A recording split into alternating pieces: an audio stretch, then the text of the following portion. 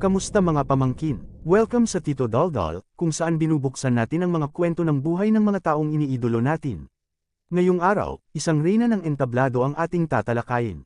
Isang Pilipinang may tinig na kinilala ng buong mundo, mula Broadway, Disney, West End, hanggang Hollywood. Ang kanyang kwento ay hindi lang tungkol sa musika, kundi kwento rin ng disiplina, pagsusumikap, at dangal. Ito ang kwento ni Maria Lea Carmen Imutan Salonga, o mas kilala bilang Lea Salonga. Isang batang may pangarap at boses na kakaiba pa lang noon. Pinanganak si Lea noong February 22, 1971, sa Ermita, Manila. Lumaki siya sa isang pamilya na mahilig sa musika. Ang kanyang ama ay isang Naval Rear Admiral at ang ina naman ay isang manager na sa simula pa lang ay nakita na ang potensyal ng anak. Nagsimula si Lea sa entablado, 5 years old pa lang, kumakanta na sa family gatherings. At noong 7 years old, nagsimula na siyang umarte at umawit professionally, kabilang sa kanyang early roles ang Annie, The King and I, at Fiddler on the Roof. Pero ang tunay na pagputok ng kanyang karera ay dumating noong 1989, nang siya ay napili sa libu-libong aplikante sa buong mundo para gumanap bilang Kim sa musical na Miss Saigon sa London West End. Take note, mga pamangkin, hindi siya kilala sa UK noon, pero sa audition, pinaiyak niya ang mga hurado sa kantang Sun and Moon. At eto pa, 18 years old lang siya noon. Dahil sa kanyang performance, nanalo siya ng Laurence Olivier Award, ang pinakamataas na parangal sa teatro sa London. At hindi lang doon natapos, dinala siya sa Broadway at doon ay nanalo naman ng Tony Award bilang Best Actress in a Musical. Siya ang kauna-unahang Asian na nanalo nito.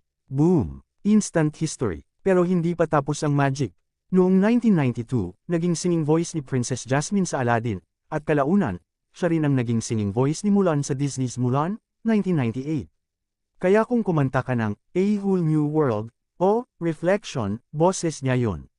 Imagine mo to, isang Filipina ang naging boses ng mga pinakapinapanood na Disney princesses sa buong mundo. That's not just representation, that's legacy. Pero syempre, hindi puro spotlight ang buhay ni Lea. Habang abala sa career sa abroad, naramdaman niya ang pressure na i-represent ang buong lahi.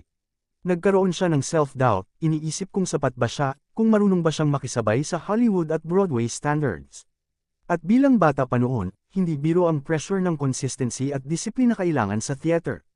Araw-araw ang performance, bawal magkasakit, bawal magkamali, pero ang susi niya, work ethic. She trained, she studied, and she stayed grounded.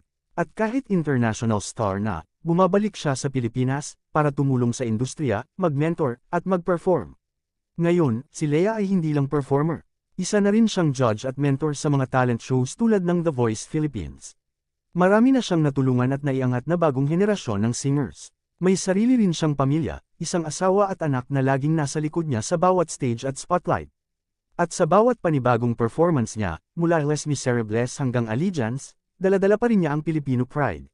Kung na-inspire kayo sa kwento ni Lea, like at subscribe na ang Tito Daldal para sa mas marami pang kwento ng kabayanihan, inspirasyon, at tagumpay ng ating mga iniidolo. At kung gusto mong mabanggit sa next episode, mag-comment ka lang sa baba para sa Tito Daldal Shoutout. Ang iniwan ni Lea Salonga ay higit pa sa awards. Global representation, trailblazer para sa mga Asian performers. Inspirasyon sa mga kabataang may pangarap sa entablado. At higit sa lahat, ipinakita niya na kahit maliit na bansa tayo, malaki ang kaya nating abutin. Ako si Tito Daldal, nagsasabing, ang talento ay mahalaga, pero ang disiplina, puso, at kabab ang loob ang tunay na magdadala sa iyo sa tuktok. Huwag matakot mangarap, kahit gaano pa kalayo ang Broadway, kayang abutin ng boses ng isang Pilipino. Daldal pa more.